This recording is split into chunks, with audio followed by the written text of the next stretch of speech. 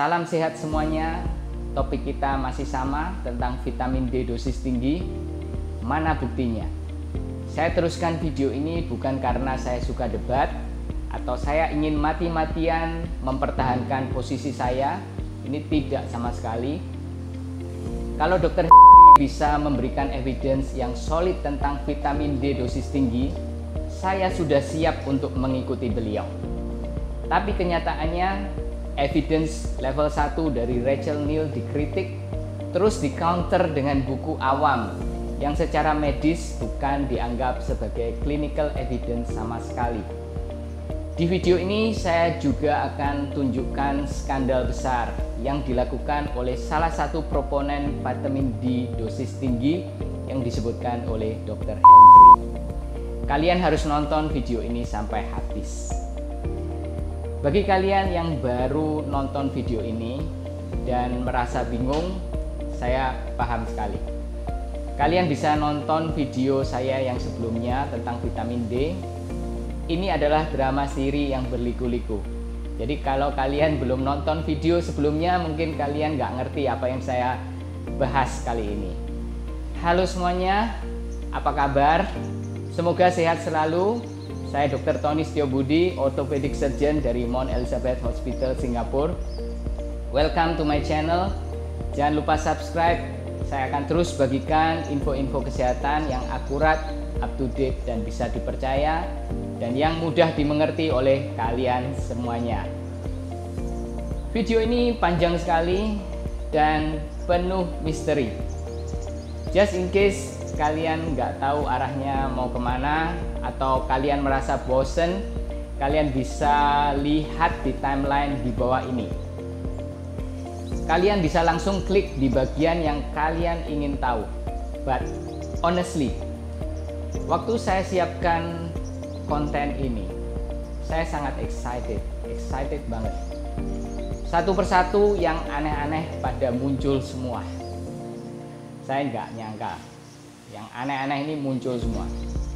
Vitamin D sangat berguna untuk kesehatan kita dalam banyak hal. Saya percaya banyak orang sudah tahu tentang hal ini. Saya bukan pro atau anti vitamin D seperti supporter klub sepak bola yang mati-matian mempertahankan klubnya, dibela mati-matian. Yang saya cari adalah fakta yang didukung oleh evidence yang solid, yang bisa saya bagikan untuk kalian semuanya, yang berguna bagi banyak orang. Ada dua hal yang saya minta. Ya, nomor satu, evidence atau bukti klinis bahwa vitamin D dosis tinggi 5.000 atau 10.000 IU unit per hari dapat melindungi kita dari COVID-19. Yang nomor dua, evidence atau bukti klinis bahwa level vitamin D harus naik di atas 100 nanogram per mililiter untuk melindungi kita dari COVID-19. Saya cuma minta dua evidence dari hal ini. Beliau menyebutkan 3 sumber yang mendukung vitamin D dosis tinggi. Tapi yang jelas ketiga sumber ini tidak berhubungan dengan COVID. Sumber-sumber yang dikutip ini harus diteliti lebih lanjut. Inilah yang saya lakukan. Jangan ditelan mentah-mentah. Oke, mari kita lihat sumber ini satu persatu. Sumber pertama, Cicero Coimbra, MD, PhD.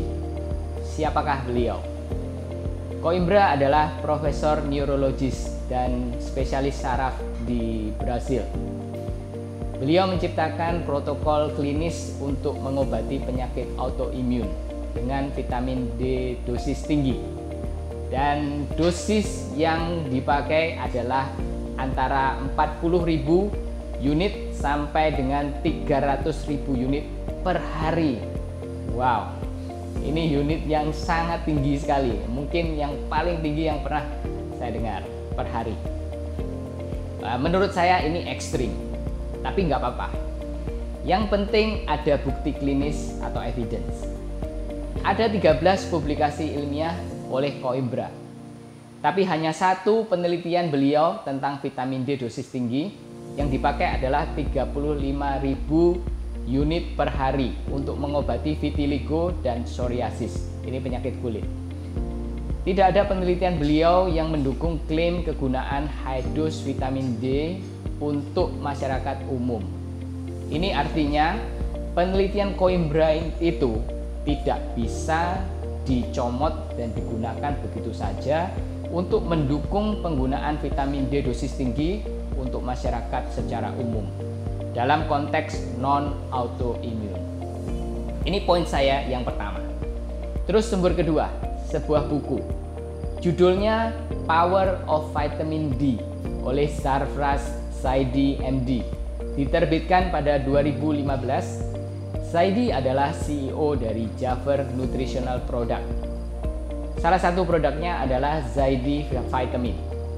Ya, jadi ada possible conflict of interest. Beliau menganjurkan konsumsi vitamin D antara 5.000 sampai 15.000 unit per hari. Dosis ini ditentukan berdasarkan pengalaman beliau yang banyak.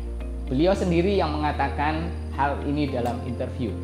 Jadi berdasarkan pengalaman yang banyak, bukan berdasarkan hasil penelitian level 1. Yang dikatakan Zaidi adalah sebuah expert opinion. Supaya kalian tahu, expert opinion adalah evidence yang paling rendah dalam penelitian medis. Jadi jangan terlalu bangga deh kalau memberikan expert opinion, karena level of evidence-nya sangat rendah. Mungkin banyak dari kalian yang bingung. Bertanya, kenapa expert opinion evidence-nya rendah? Ya, rendah karena tidak ada yang menguji. Tidak ada yang menguji statement yang ada atau ditulis di dalam buku itu. Dan berpotensi bias. By the way, Zaidi tidak punya publikasi ilmiah tentang vitamin D. Terus yang ketiga, ini mulai seru. Sebuah buku lagi. Judulnya adalah The Optimal Dose. Restore Your Health with the Power of Vitamin D3 by Judson Summerfield MD. Diterbitkan tanggal 24 Oktober 2018. Oke. Judson Summerfield adalah seorang dokter bius atau anestetis dan juga pain spesialis di Texas. Secara akademik, Summerfield tidak punya publikasi tentang vitamin D. Banyak publikasi beliau tentang pain atau nyeri. Berikut ini adalah fakta menarik tentang Judson Summerfield. Menurut artikel di The New York Times 27 November 2014, Summerfield menerima 67.000, ada versi lain $123.000 dari pabrik obat pada tahun 2013 untuk mempromosikan obat nyeri yang kuat dan adiktif yang bernama Subsys. Info ini didapatkan dari Federal Database yang namanya Open Payment. Ini adalah program nasional di Amerika untuk melaporkan pembayaran yang diberikan ke dokter dalam mempromosikan obat atau peralatan medis secara transparan dan accountable. Database ini juga bisa diakses secara publik. Saya tidak tahu apakah ada sistem seperti ini di Indonesia. Kalau kalian tahu, kalian bisa tulis di komen di bawah ini. Tapi kalau di Singapura, gratifikasi seperti ini harus dilaporkan ke institusi di mana dokter bekerja. Kalau tidak, ini adalah masalah yang serius. Lanjut mengenai Judson Summerfield. Desember 2013, Texas Medical Board memerintahkan Summerfield untuk berhenti meresepkan obat yang saya sebutkan tadi. Dua alasannya adalah: nomor satu, ditemukan bahwa dia telah memberikan wewenang kepada karyawannya yang bukan dokter untuk membagikan resep yang telah ditandatangani sebelumnya kepada pasien. Ini ilegal.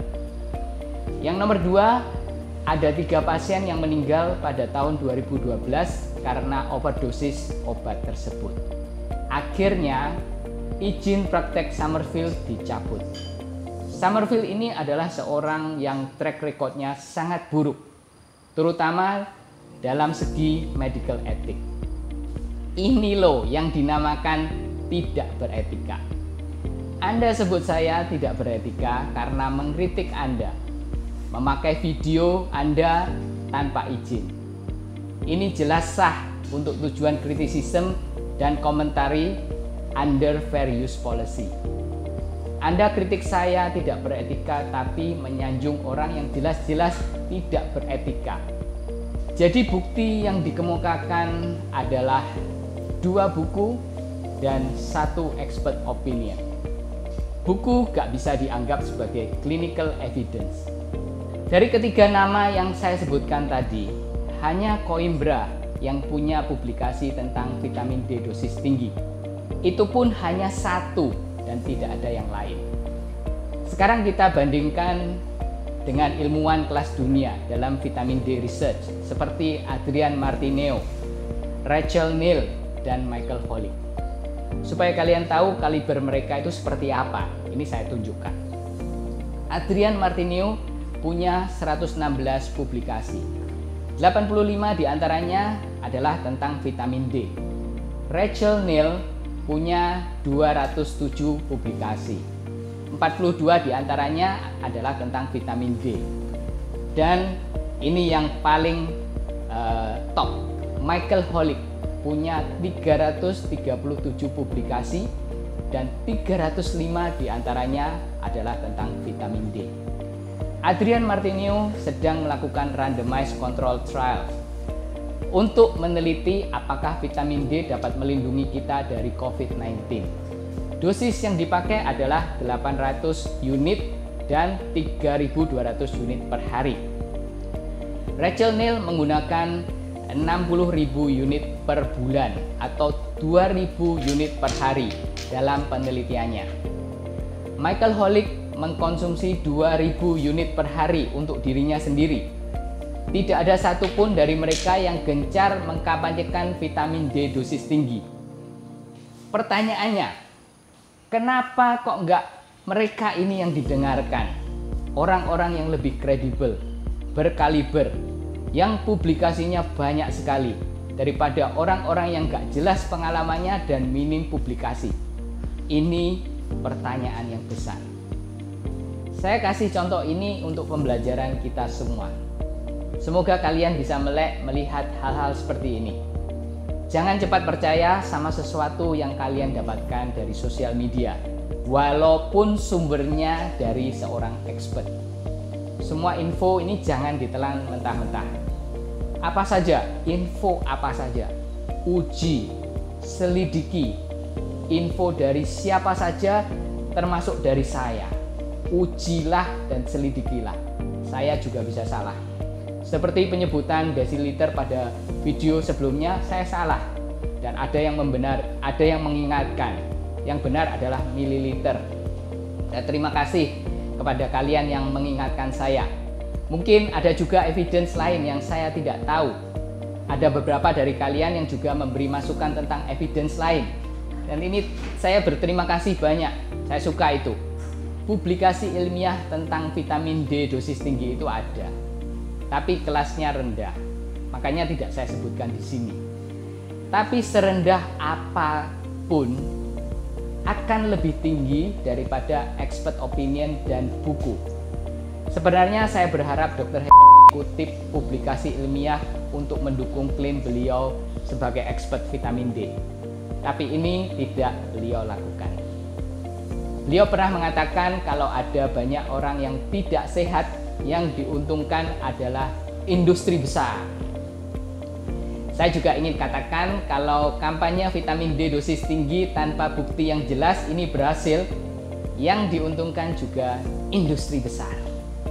Pabrik obat vitamin D dan yang jualan vitamin D tentunya. Salam sehat, semoga informasi ini berguna bagi kalian semuanya. Jangan lupa subscribe, like, komen, dan share video ini. Terima kasih sudah mendengarkan. Saya Dr. Tony Setiobudi. Sampai jumpa di video berikutnya. Bye-bye.